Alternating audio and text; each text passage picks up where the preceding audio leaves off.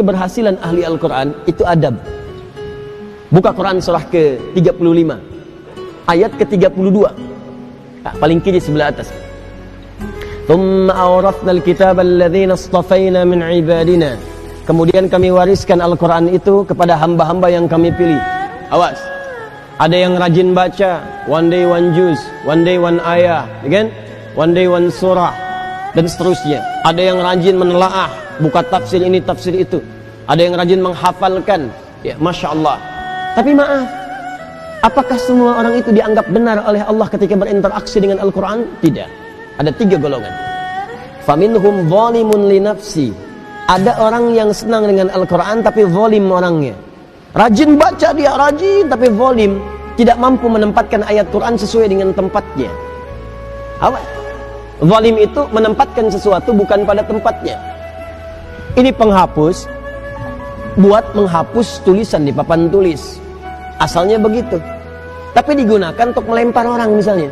Nah, itu zalim namanya. Gelas, tuh, fungsinya menampung air untuk minum. Gayung fungsinya untuk mandi. Ada orang minum pakai gayung, mandi pakai gelas. Itu zalim namanya. Ada orang sering ngaji, baca qul huwallahu ahad, katakan hanya Allah yang esa, hafal ayatnya, tahu maknanya, tapi tidak menempatkan ayat sesuai dengan tempatnya. Dia katakan di lisannya semua agama sama. Dibin, celaka orang-orang yang dusta, hafal ayatnya, sering baca, tahu artinya, tapi dia berdusta. Itu zalim namanya. Jadi ayat-ayat itu tidak dipraktikkan dalam perilaku hidup, adab tidak ada. Wa minhum muqtasid, ada golongan kedua, meninggalkan sifat yang pertama, naik tingkat, tapi belum ada nilai kebaikan pada dirinya, hanya untuk dirinya saja. Muqtasid itu paket hemat. Jadi ahli Quran, kalau perilakunya nampak kegiatan sehari-hari, sering mojok di masjid misalnya, atau dekat tiang-tiang nyandar, baca ulang-ulang hafalan. Tapi kalau diminta, mas bisa ngimamin, yang lain saja. Nah, itu paket hemat kata Quran. Hemat untuk dirinya, belum bisa diberikan pada yang lain. Yang ketiga, wa minhum sabiqum bil khairati biiznillah. Adab.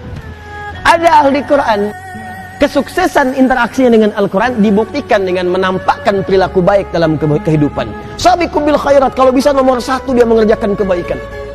Jadi ciri orang yang berhasil dengan Qur'annya, kata Allah, adalah adab. Jadi jangan bangga kalau anak anda hafal 30 juz, tapi nggak merubah perilakunya. Yang yaitu hafalan banyak, tapi perilaku semakin durga. Yang salah tuh dalam hafalannya. Ada yang keliru. Ciri orang tuh kalau sudah dekat dengan Quran, karena Quran itu baik, maka akan ada perubahan dalam dirinya. Minimal tuh sifatnya dulu lebih tenang, lebih terukur, lebih baik. Lama-lama jadi sikap, sopan, adabnya muncul. Kalau ada kebaikan pengen segera dikerjakan. Kalau lihat sampah di masjid pengen segera ngambil. Kalau lihat ini belum nyala pengen segera nyalakan. Kalau lihat saf kosong pengen ngejar safnya. Itu dorongan kebaikannya cepat sekali. Semakin tinggi kecepatan berbuat baiknya, ini menandakan semakin besar pengakuannya di hadapan Allah Subhanahu wa taala dalam perubahan kebaikannya. Jelas sampai sini?